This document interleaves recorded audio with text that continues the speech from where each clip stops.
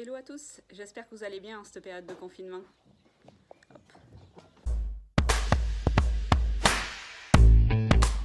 Ben voilà, je voulais faire cette petite vidéo juste pour vous dire merci d'abord.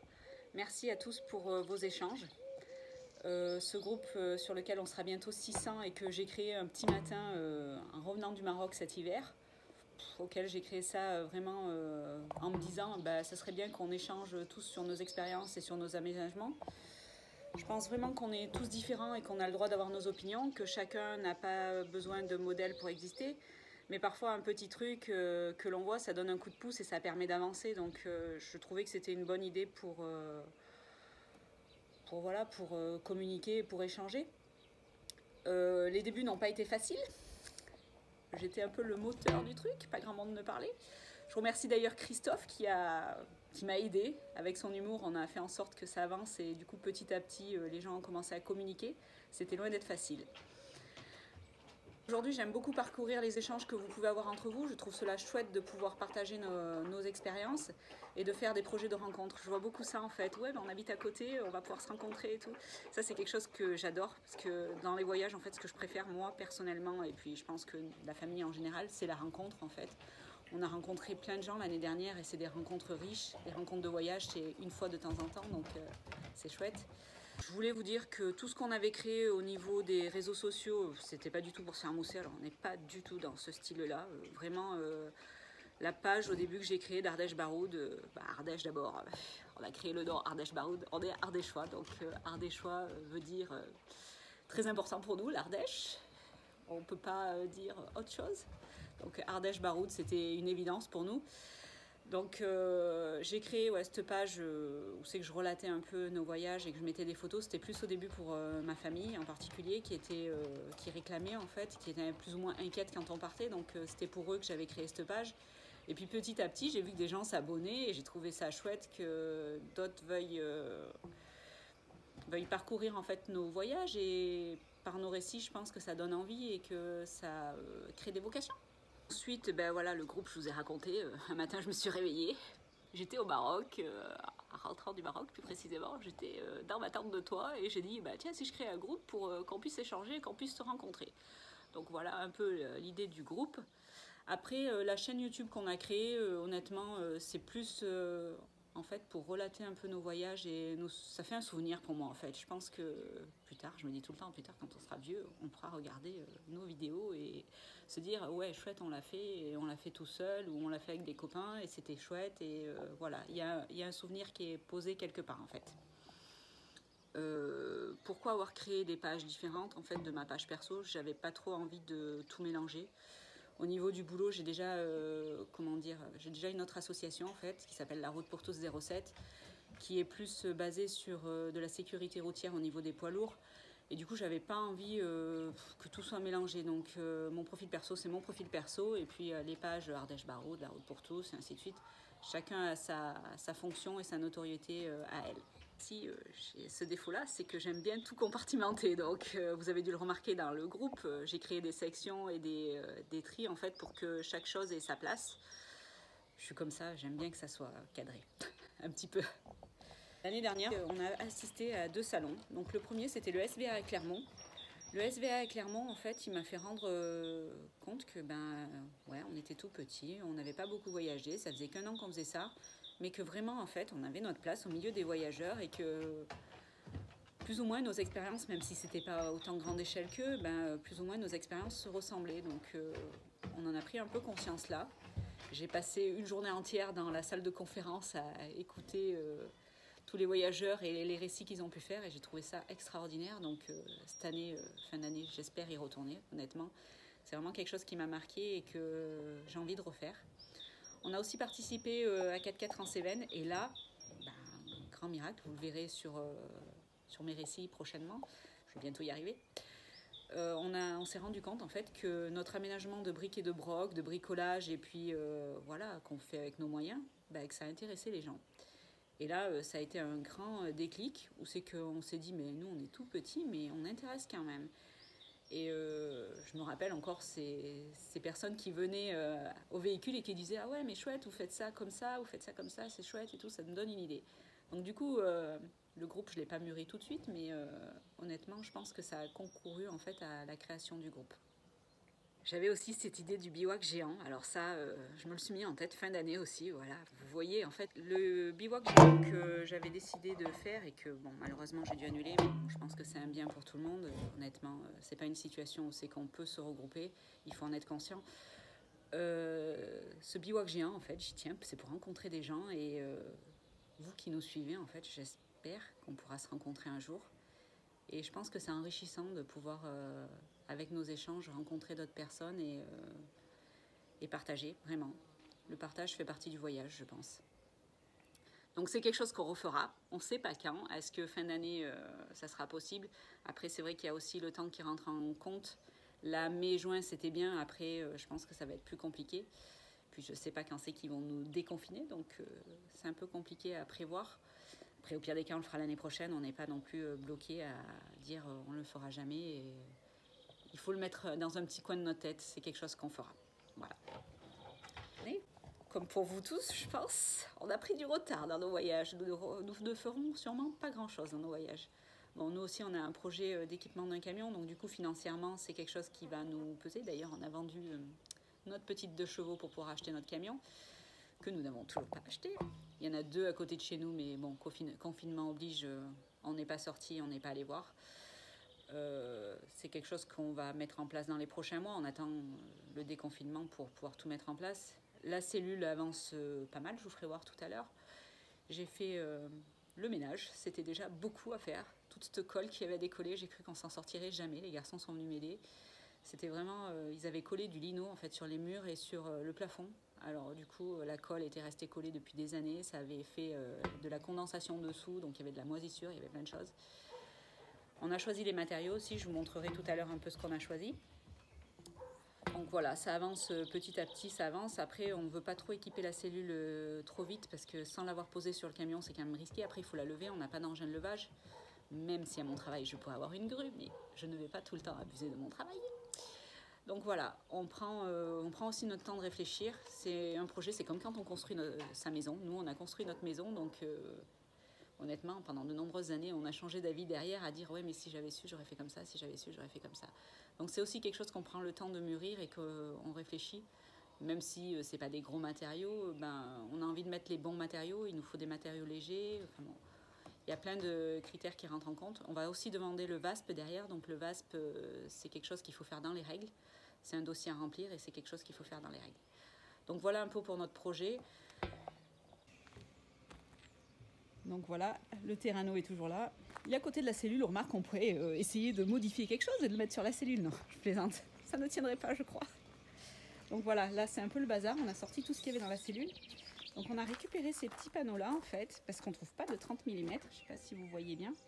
On a récupéré ces petits panneaux-là pour... on va en mettre 2 en fait, et ça va nous faire nos 30 mm dont on a besoin pour boucher les trous qu'on ne veut pas, faire des coffres à certains endroits. Donc vous voyez que extérieurement, on n'est pas encore attaqué, on va la peindre. Mais il y a quand même un peu de boulot. On a sorti les endroits où c'est qu'on ne voulait pas mettre d'eau. Enfin bon, je vais vous faire voir de l'autre côté. C'est le bazar. Mehdi l'a calé pour dire qu'on puisse y travailler dedans. Voilà. Je vais vous montrer l'intérieur. Attention, à l'intérieur, c'est des boîtes de nuit.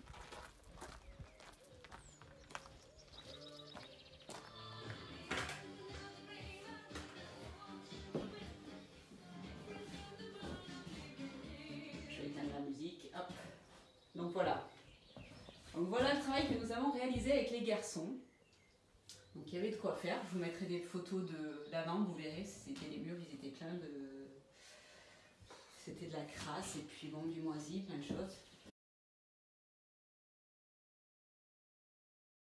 Donc là, vous voyez, on a attaqué à boucher les petits trous. Parce que cette cellule, elle a eu plusieurs propriétaires et du coup, comment dire, c'est un peu un gruyère râpé.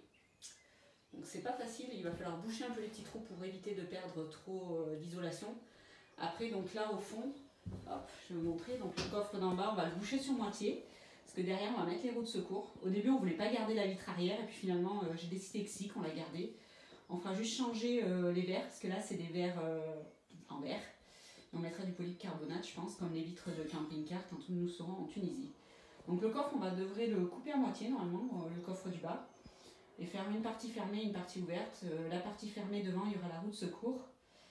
Donc du coup, on ne pourra pas accéder. La partie ouverte, ça nous permettra de mettre des choses sous le lit, parce que là, il y aura le lit. Donc pour vous expliquer, là en fait, au fond, il va y avoir notre lit, parce que je voulais un lit fixe. Moi, je voulais pas un lit qu'on fait à chaque fois, tous les soirs. Puis tant qu'à faire qu'on prenne une cellule, autant le faire comme il faut et que le soir, on ne s'embête pas, on est claqué, on se pose et c'est fini.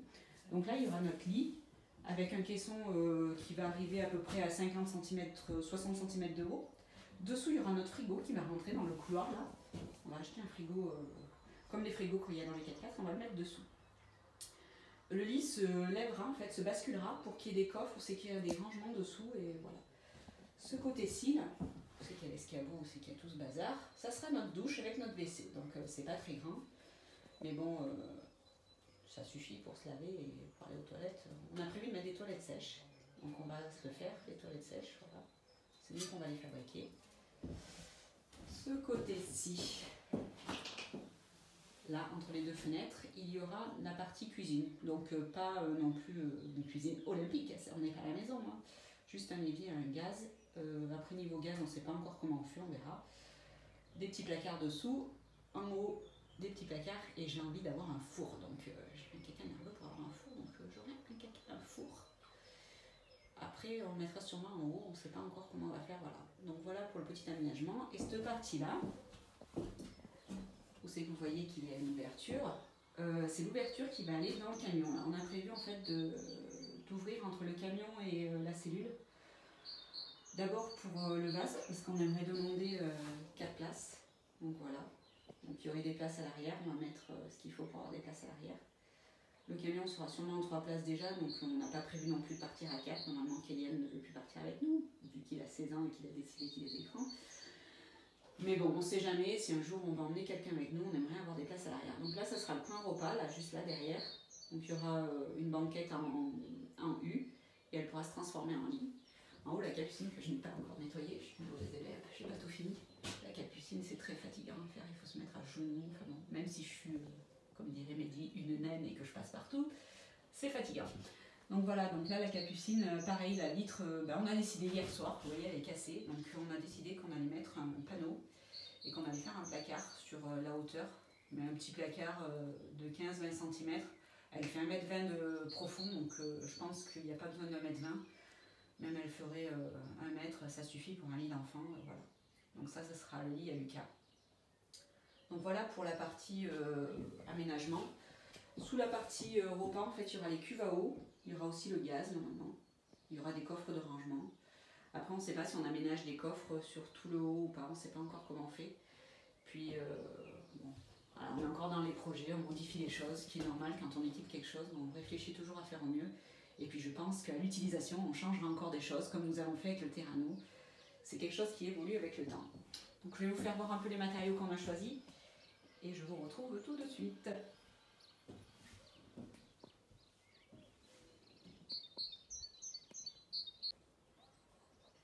Donc voilà pour les matériaux que nous avons choisis.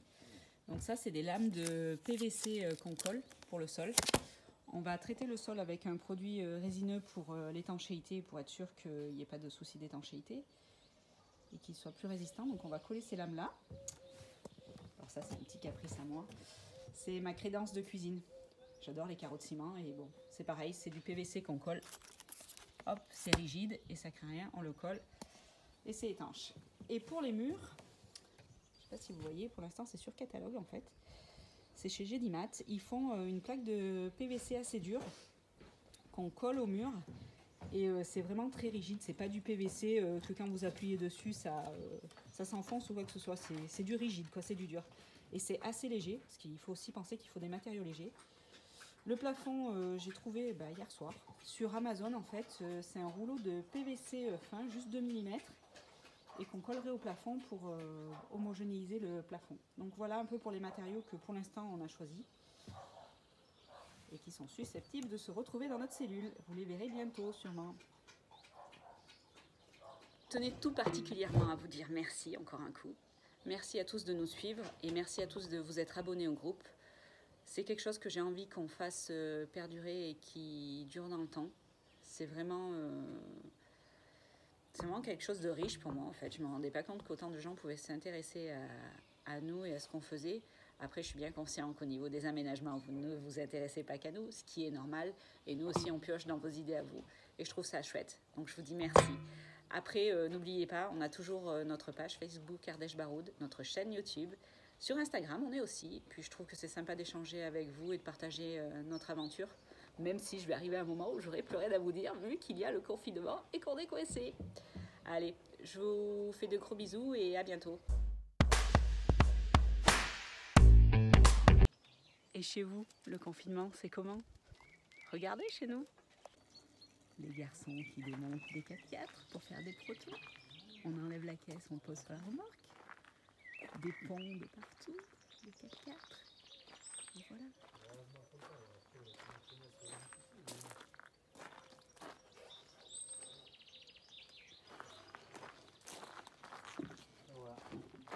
Pas de soucis. Allez, ciao, ciao, ciao. Ouais, pas de soucis. Alors ma bellou, qu'est-ce que tu fais toi?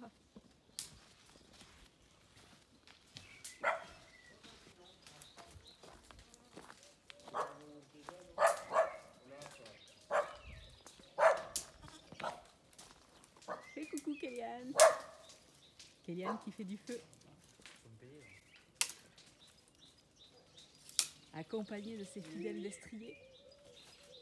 Ne n'en perdent pas une.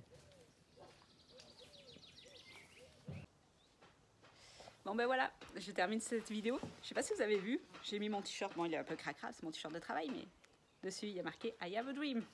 On a tous un rêve. Partez, n'hésitez pas.